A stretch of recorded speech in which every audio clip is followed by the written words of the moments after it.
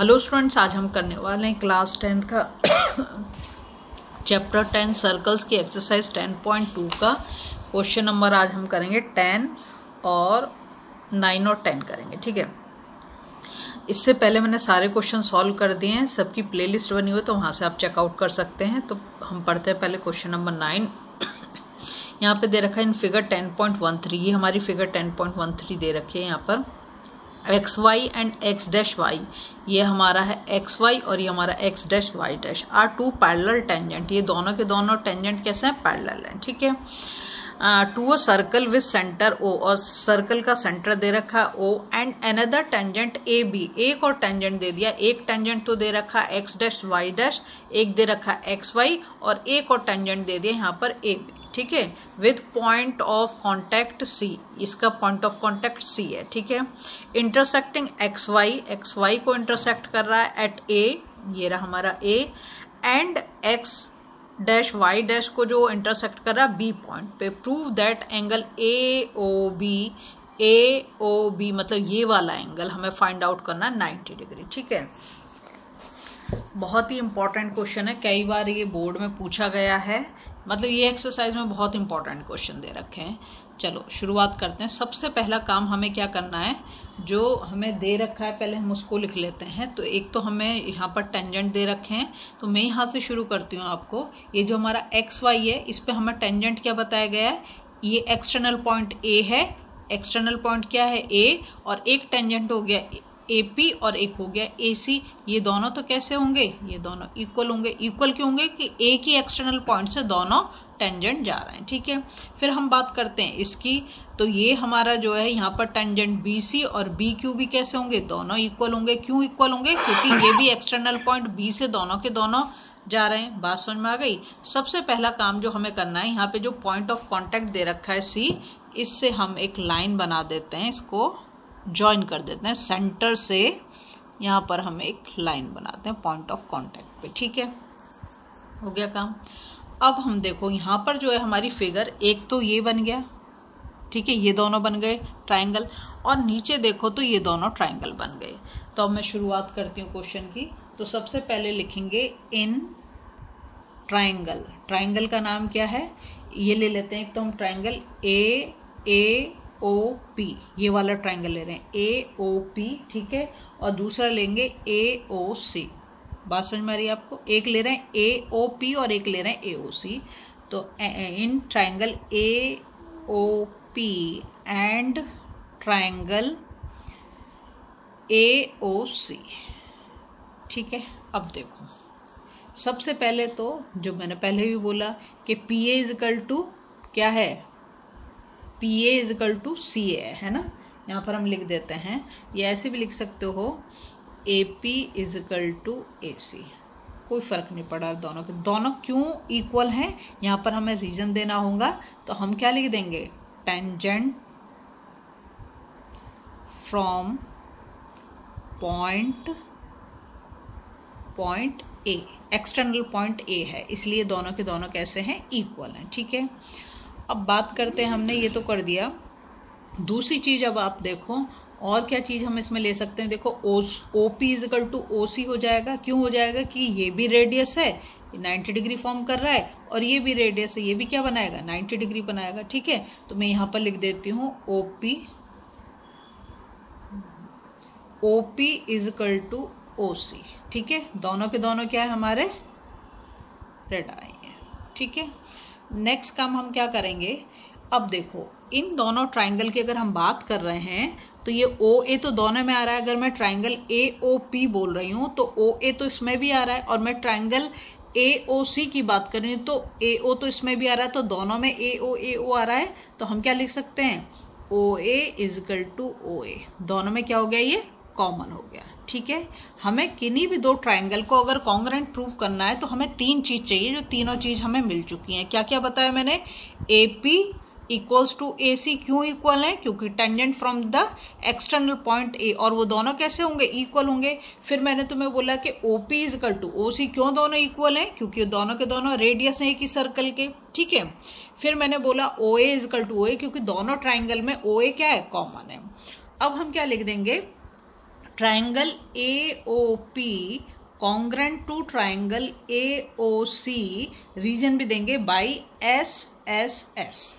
By SSS क्यों? तीनों ही तो साइड है ना, इसलिए बाई SSS। ठीक है, अब हमने इसको कर दिया। अब यहाँ पे हम एंगल के नाम भी दे सकते हैं, तो एंगल के नाम दे देते हैं। ये मान लो एंगल 1 है, ये एंगल 2 है, ये एंगल 3 है, ये एंगल 4 है। तो मैं ये बोल सकती हूँ angle 1 equal to angle 2, angle 1 equal to angle 2। कैसे? तो हम इसमें लिख देंगे बाई CPCT। ठीक है, congruent part of corresponding triangles. तो ये हमारे इक्वल हो गए। ये हमारी इक्वेशन 1 मान के आप चल लो। ठीक है, अब हम चलते हैं सेकंड वाले इधर। ये हमारा ऊपर वाला समझो ख़त्म हो गया। अब हम बात कर रहे हैं ये ट्राइंगल के, ट्राइंगल BOC और ट्राइंगल BOQ। किसकी बात कर रहे हैं? ट्राइंगल BOC और ट्राइंगल BOQ। ठीक है, तो हम यहाँ लिख देते हैं in triangle BOC and triangle BOQ। ठीक है, अब देखो बिल्कुल वैसे ही करेंगे इसमें भी हम। BOC और BOQ, इसमें जो है पहली चीज़ तो आप ये देखो कि ये इसके जो बाहर बने हुए हैं ये और ये, इसको देख लो। तो इसमें ये जो है हमारा ये वाला और ये वाला दोनों इक्वल मैंने दिखाए। क्यों? क्योंकि एक्सटर्नल पॉइंट से बने हुए दोनों क्या है? टेंजेंट है। तो मैं लिख सकती हूँ BC इजकल टू BQ। क्या लिखा मैंने? BC equal to BQ। क्यों? लिख देंगे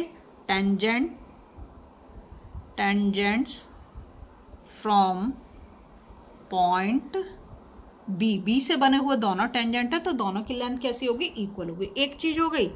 अब दूसरी बात करते हैं हम किसकी? देखो इसमें OB, अगर हम इस ट्राइंगल को देख रहे हैं तो इसमें भी OB आ रहा है और इसमें भी, दोनों ट्राइंगल में OB आ रहा है। तो OB इजकल टू OB। क्यों? दोनों के दोनों क्या हैं? रेडियस है। ठीक है, रेडियस नहीं लिखते, यहाँ पर रेडियस नहीं है, सॉरी। ये तो दोनों के दोनों हमारे कॉमन हो गए, है ना।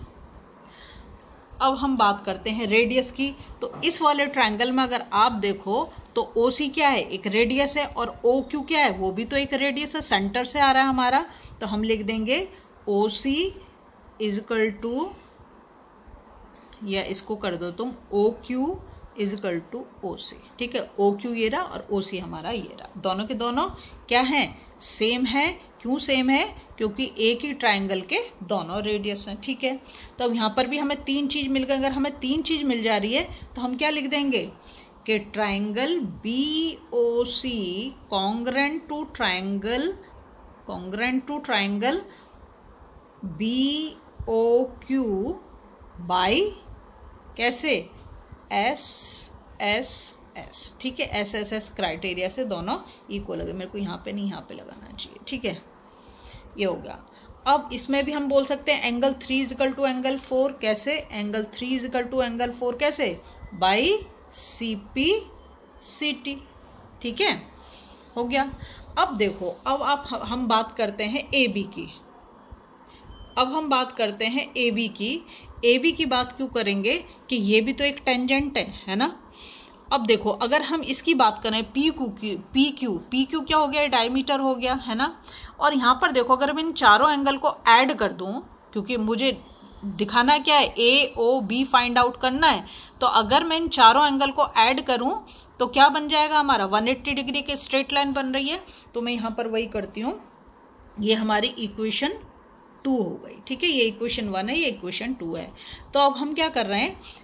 इस सब को हम ऐड कर रहे हैं। तो angle 1 plus angle 2 plus angle 3 plus angle 4 equal to 180 degree. क्यों? क्या बना रहा है? एक स्ट्रेट लाइन है, स्ट्रेट लाइन है, या आप सप्लीमेंट्री भी बोल सकते हो। ठीक है, अब हम क्या करेंगे? देखो यहाँ पर हमने कर दिया एंगल 1, हमने यहाँ पे लिखा है एंगल 1 इजिकल टू एंगल 2, और यहाँ पे लिखा है सेकंड वाले में एंगल 3 इजिकल टू एंगल 4। तो अगर मैं एंगल 1 की जगह पे भी 2 लगा दूँ, क्योंकि दोनों तो सेम है, दोनों तो इक्वल हैं, तो मैं यहाँ पे कर देती हूँ एंगल 2 प्लस एंगल 2 प्लस, ऐसे यहाँ पर मैं 4 की जगह पे 3 लगा दूंगी, angle 3 plus angle 3 equal to 180। ठीक है, इतनी चीज़ क्लियर है। अब मैं दूसरे पेज पे चलती हूँ यहाँ पर। तो देखो हमने 2 बार यहाँ पे, मैं दोबारा से लिख देती हूँ जिससे आपको प्रॉब्लम ना हो। Angle 2 plus angle 2 plus angle 3 plus angle 3 equal to 180 degree, है ना। अब यहाँ पर देखो 1 प्लस 1 जैसे 2 होता है, तो ये भी तो एंगल 2 है, तो यहाँ लिख देंगे 2 एंगल 2, 2 बार आ गया। ऐसे एंगल 3 भी कितनी बार आ गया, 2 बार आ गया, तो यहाँ पे भी लिख देंगे 2 एंगल 3 इजिकल टू 180, ठीक है। अब यहाँ पर भी 2 है, यहाँ पर भी 2 है, तो 2 को हम कॉमन कर देते हैं, तो यहाँ पे क्या बच गया, एंगल 2 प्लस एंगल 3, और इसको हम ब्रैकेट में डाल देंगे इजिकल टू 180 डिग्री। अब यहाँ पर देखो 2 किस में है, ब्रैकेट के बाहर, मतलब मल्टीप्लिकेशन में अगर हम साइड चेंज करेंगे तो क्या हो जाएगा, डिवीजन में चला जाएगा। तो angle 2 plus angle 3 equal to 180 degree और डिवाइडेड बाई 2, तो ये कितना हो गया 90 डिग्री। तो हमने क्या निकाला, angle 2 plus angle 3 equals to 90 degree. अब यहाँ पर देख लो आप, एंगल 2 और एंगल 3 क्या है, एंगल 2 और एंगल 3 हमारा ये, मतलब ये पूरा एंगल, किसकी बात कर रहे हैं हम, पूरा AOB आ गया आपका, कितना आ गया 90 डिग्री। और यही तो हमें देखो क्वेश्चन में प्रूव करना था, तो हम लिख देंगे angle AOB equal to 90 degree, और यहाँ पे लिख देंगे हैंस प्रूव्ड।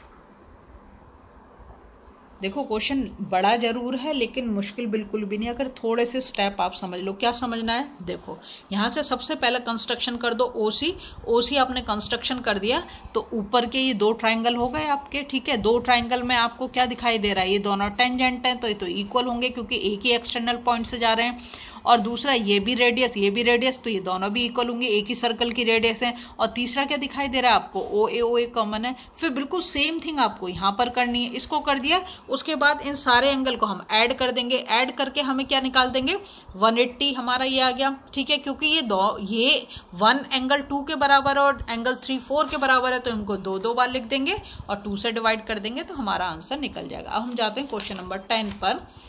क्वेश्चन नंबर 10 जो है इतना बड़ा नहीं है जितना बड़ा ये था, ठीक है। चलो, लेकिन समझने का जरूर है। इस एक्सरसाइज के हर एक क्वेश्चन बहुत इंपॉर्टेंट है, आपको प्लेलिस्ट मिल जाएगी, सबकी प्रैक्टिस करनी है आपने।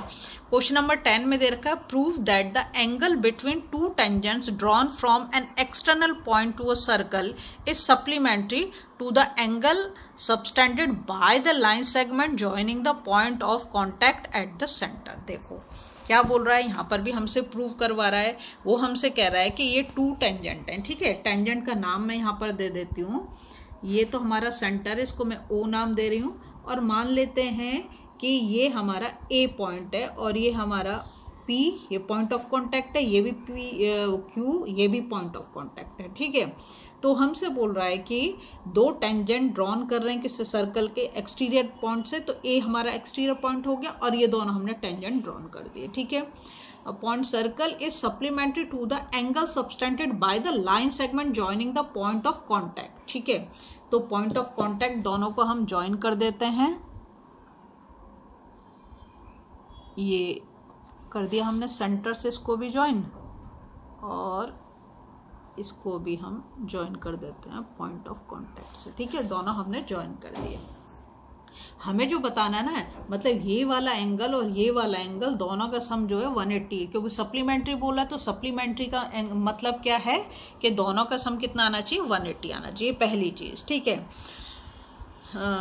पॉइंट ऑफ कॉन्टैक्ट को हमने ज्वाइन कर दिया। चलो अब शुरुआत करते हैं, क्या कर सकते हैं। देखो यहाँ पर जो है मैंने, ये हमारा सेंटर, और सेंटर से मैंने ये जो OQ बनाया, तो ये तो रेडियस हो गया। और हम बहुत अच्छे से जानते हैं, क्या हम अच्छे से जानते हैं, हम लिख देंगे यहाँ पर OQ परपेंडिकुलर टू AQ। क्या लिखा, OQ परपेंडिकुलर टू AQ, कैसे, तो यहाँ पे लिख देंगे रेडियस परपेंडिकुलर टू टेंजेंट, ठीक है। इतना बड़ा बड़ा नहीं लिखना, इतना लिख दोगे तो चलेगा, ठीक है। अब दूसरी चीज क्या हो गई, अगर ये रेडियस है परपेंडिकुलर का मतलब ही क्या होता है 90 डिग्री, तो हम आराम से इसको लिख सकते हैं 90 डिग्री। सेम थिंग हम यहाँ पर भी करेंगे कि OP, ये हमारी रेडियस है, OP परपेंडिकुलर टू AP, ठीक है। ये AP कर देते हैं, ठीक है। OP परपेंडिकुलर टू AP, यहाँ OQ परपेंडिकुलर टू AQ था, ठीक है। तो यहाँ पर भी हम सेम चीज लिखेंगे, क्या, रेडियस परपेंडिकुलर टू टेंजेंट। ठीक है, अब देखो ये अगर ये है तो जैसे हमारी थ्योरम बताती है कि ये क्या बनेगा, इस पे हमेशा जब भी हम रेडियस को पॉइंट ऑफ कांटेक्ट के साथ ज्वाइन करेंगे तो हमेशा एंगल क्या बनेगा हमारा 90 डिग्री बनेगा।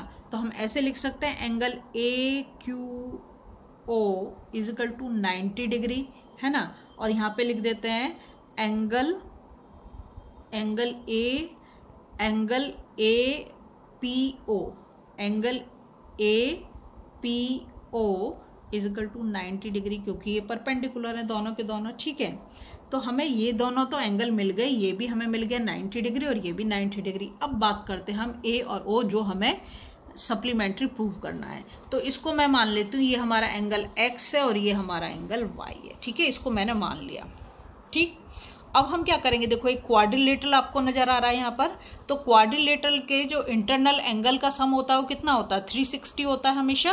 तो मैं यहाँ पे लिख देती हूँ इन क्वाड्रिलेटरल। ठीक है, क्वाड्रिलेटरल का नाम दे देते हैं। तो ये हो गया A Q O P, cyclic order में लिखो ए क्यू ओ पी, ये हमारा क्वाड्रिलेटरल हो गया। ठीक है, अब हम क्या करेंगे, इसके इंटरनल एंगल का सम निकालेंगे। तो क्या होगा, angle A plus angle Q plus angle O plus angle P is equal to कितना होगा, 360 डिग्री होगा, जैसा कि मैंने आपको पहले भी बता दिया 360 डिग्री। ठीक है, अब हम क्या करेंगे, एंगल ए हमने कितना ले लिया x, तो यहाँ पे x लिखेंगे। एंगल q जो है हमारा वो कितना है 90 डिग्री। ठीक है, और एंगल O कितना है वो हमने y लिया है, और एंगल P कितना है 90 डिग्री है, is equal to 360। Angle x और एंगल y, इसको हम ऐसे लिखेंगे angle x plus angle y, इन दोनों को ऐड कर देंगे 90 को, तो कितना हो गया 180 डिग्री इज इक्वल टू 360। ठीक है, तो angle x plus angle y is equal to 360 degree, और 180 को इधर ले जाएंगे, साइड चेंज तो साइन चेंज, ये माइनस का हो जाएगा। तो angle x plus angle y is equal to कितना आ गया 180 डिग्री, हो गया सप्लीमेंट्री। ये रहा हमारा एंगल x, ये हमारा एंगल y। तो देखो दोनों टेंजेंट के बीच में जो एंगल बने वो कैसे हैं, वो सप्लीमेंट्री है। यही तो हमें प्रूव करना था, तो हम लिख देंगे हैंस प्रूव्ड। ठीक है, अगर आपको वीडियो पसंद आ जाए प्लीज़ लाइक शेयर सब्सक्राइब करना और फॉलो जरूर करें।